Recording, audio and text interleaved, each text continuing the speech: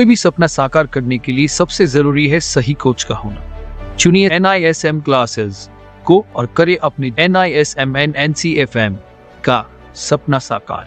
Download the app now. All students, welcome to NISM classes. I hope आप सभी अच्छे होंगे। सो स्टार्ट करते हैं आज आपकी new video NISM derivative 8 series, जिसमें हम 100 इंपॉर्टेंट क्वेश्चन डिस्कस कर रहे हैं। और ये जो क्वेश्चंस हैं ये आपको ये एग्जाम क्लियर करने में काफी हेल्प करेंगे। तो स्टार्ट करते हैं। नेक्स्ट क्वेश्चन जो भी आ रखा है, क्योंकि वीडियो ऑलरेडी पहले भी वीडियो बन चुकी है, जो भी सीरीज चल रही है। अगर आप नए हैं तो चैनल पे बने रहिएगा, इसको लाइक और सब्सक्राइब कर लीजिए ताकि आपको से कोई भी सीरीज मिस ना हो।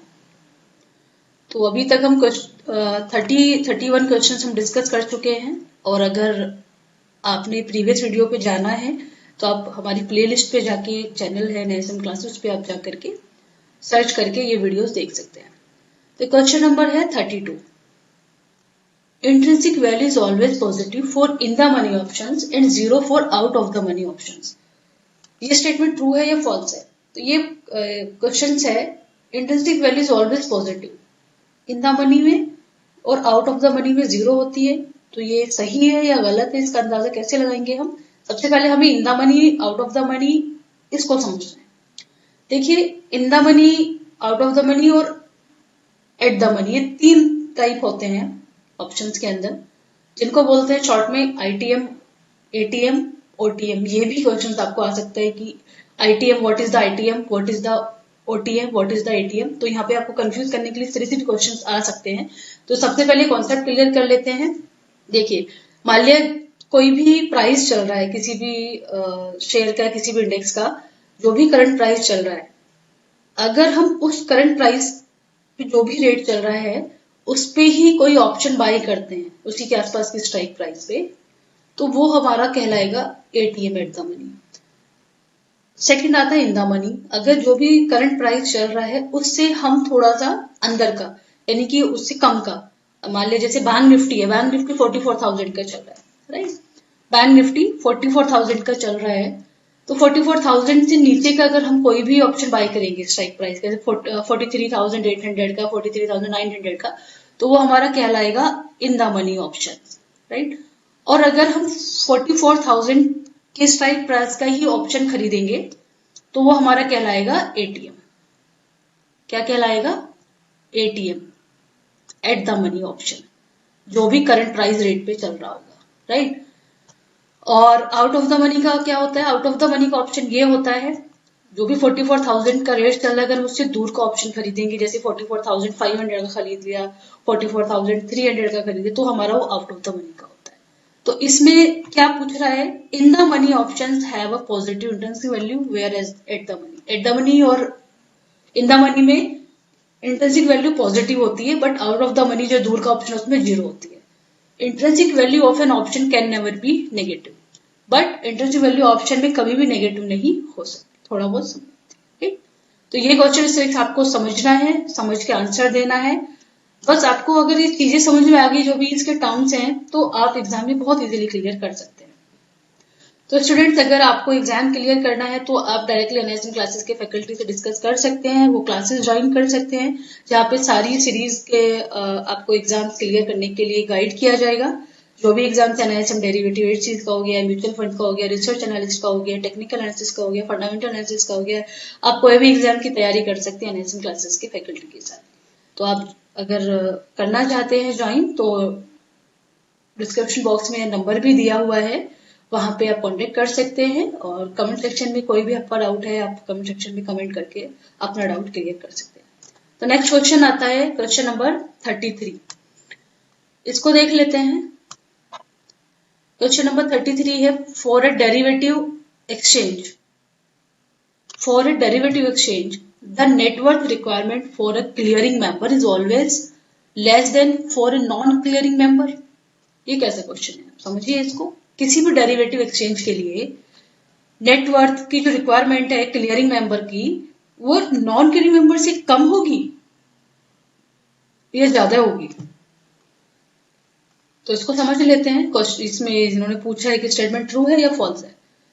In a derivative exchange, the net worth requirement for a clearing member is higher than that of the non-clearing member. तो यहाँ पे ये इनके जो स्टेटमेंट फॉल्स है, क्योंकि डेरिवेटिव एक्सचेंज में किसी भी डेरिवेटिव एक्सचेंज के लिए जो नेटवर्थ रिक्वायरमेंट होगी क्लियरिंग मेंबर के लिए वो हमेशा नॉन क्लियरिंग मेंबर से ज्यादा होनी चाहिए, तभी तो इतना सारा फंड को मैनेज कर पाएगा। अदरवाइज कम फंड के लिए कोई भी क्लियरिंग मेंबर बन सकता है, राइट। तो रूल फॉलो करने के लिए, सारे रेगुलेशन फॉलो करने के लिए सब चीजें का एक अलग फॉर्मेट होता है। तो क्लियरिंग मेंबर की जो वर्थ रिक्वायरमेंट होती है वो नेटवर्थ ज्यादा होनी चाहिए। नेक्स्ट क्वेश्चन आता है, question number 34। All of the 50 stocks of NSE index are equally weighted while calculating the index. ये दोबारा समझ लेते हैं, ये क्या बोल रहा है। All the 50 stocks of NSE Nifty index are equally weighted while calculating the index. जितने भी निफ्टी 50 के स्टॉक्स है एनएससी के अंदर, वो सारे उनका जो वेटेज है वो इक्वल होता है जब हम इंडेक्स को कैलकुलेट करते हैं। आपको क्या लगता है कि ये क्वेश्चन सही होना चाहिए या गलत होना चाहिए? ये जो इसका आंसर है ये फॉल्स होगा। क्यों होगा? क्योंकि निफ्टी 50 के अंदर जितने भी स्टॉक्स हैं सबका वेटेज अलग अलग होता है। वो वेटेज किस हिसाब से कैलकुलेट होता है? वो फ्री फ्लोट मार्केट कैपिटलाइजेशन के अकॉर्डिंग वेटेज कैलकुलेट किया जाता है। जितना ज्यादा मार्केट का कैपिटलाइजेशन, जिस कंपनी का, जिस शेयर का मार्केट कैपिटलाइजेशन ज्यादा होगा उसका वेटेज ज्यादा होगा, जिसका कम होगा उसका वेटेज कम होगा। एग्जांपल के लिए देख लेते हैं, रिलायंस इंडस्ट्री का जो वेटेज है वो 7%, क्योंकि उसकी मार्केट कैपिटलाइजेशन बहुत ज्यादा है। विप्रो का वेटेज 2% है क्योंकि उसकी मार्केट कैपिटलाइजेशन कम है। तो ये इस तरीके से वेटेज कैलकुलेट किया जाता है। तो निफ्टी 50 में सभी कंपनी का अलग अलग वेटेज कैलकुलेट होता है।